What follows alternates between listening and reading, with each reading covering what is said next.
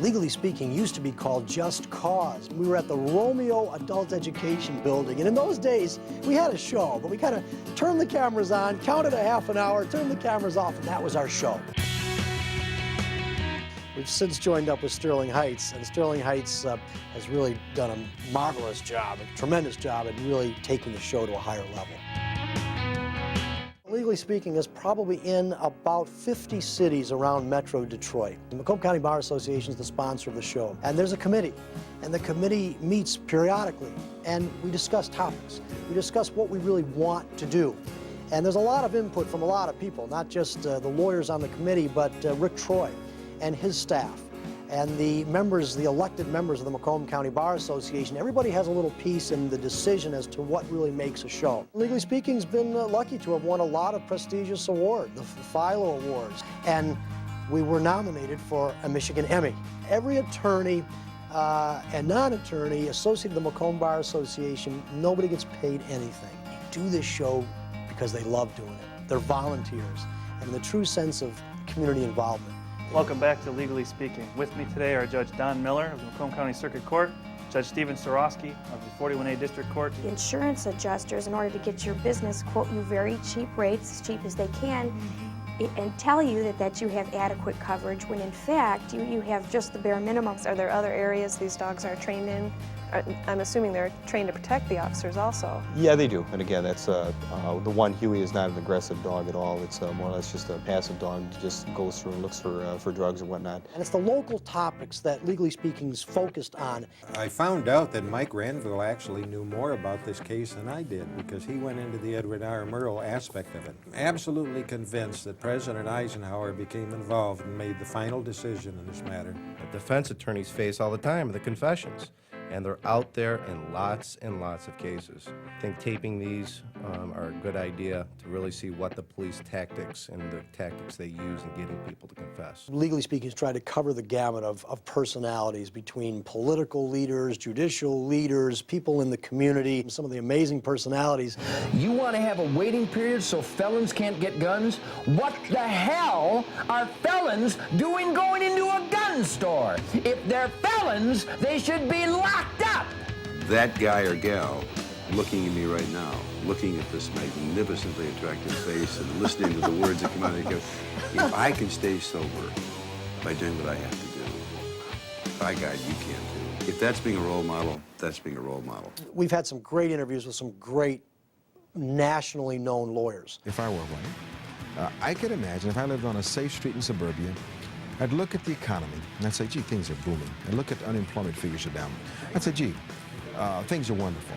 But that's not the black experience. And that was the one thing that you could learn from Simpson, is that you see things through the prism of your own eyes and your experiences. I think a lawyer's always much better off if his client and his case are not the subject of press coverage. But when you represent the President of the United States, the issue is not whether you deal with the press, but it's how you deal with the press.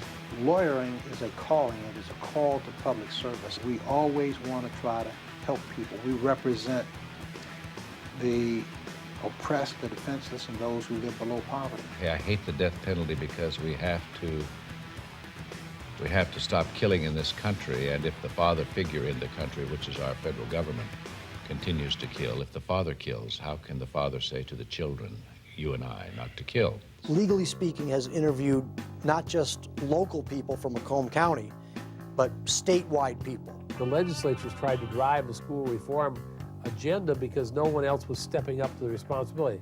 Well, in 1990, I got elected and rolled up my sleeves and went to work.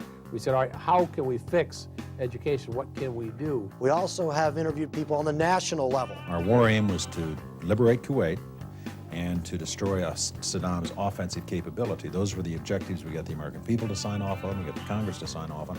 We never stated as an objective eliminating Saddam Hussein. Now, obviously, if he'd been in the presidential palace the first night when the bombs hit, goodbye Saddam. Legally Speaking has now become a community event, and in particular, the debates. I think that the general line in the sand is drawn.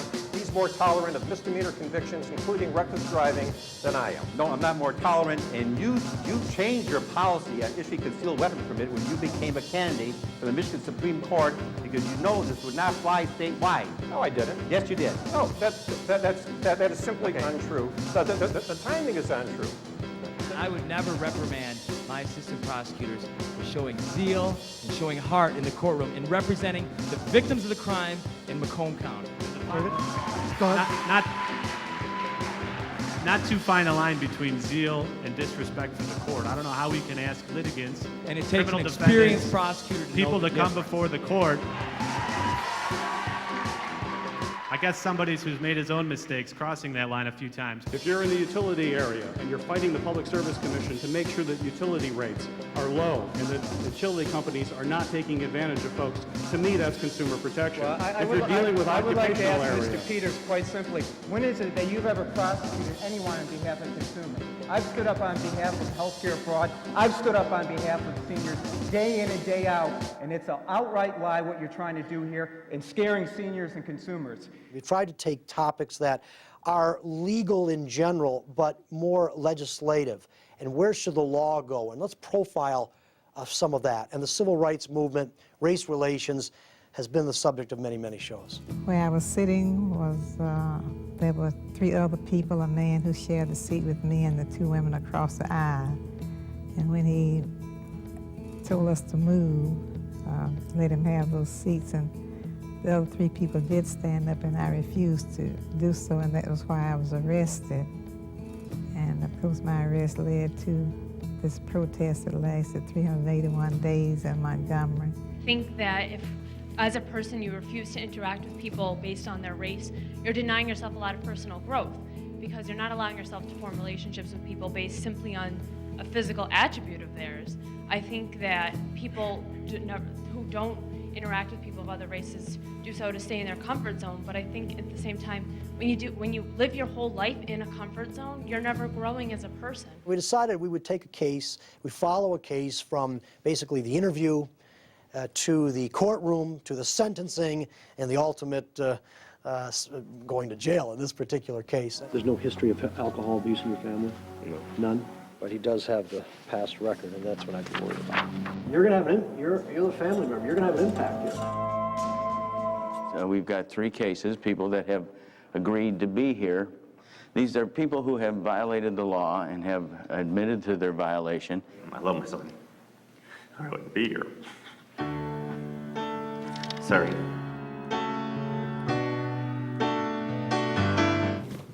Good luck. Thank you, Your Honor. Of all of the shows that Legally Speaking has done, and I forget the count, but it's well over 150 shows. One that stands out is the story of Ken Wynemko, the man that spent 9 years in prison for a crime he didn't commit. I lost almost 10 years of my life. I had my name dragged through the mud. I was called a menace to society, and I seriously considered hanging myself. Samples of his blood, hair, semen, and saliva were compared to those collected at the crime scene and eliminated him as a suspect.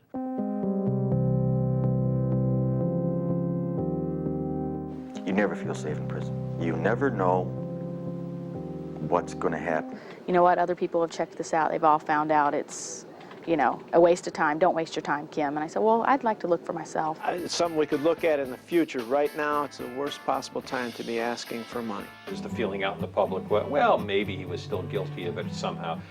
Not so in this case. This is a stone-cold, innocent man who was unjustly convicted. There is a human side to the law.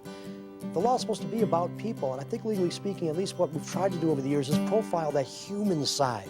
Because very often, the law reflects society and how we are thinking and what should change in the law. And that's been the focus of Legally Speaking.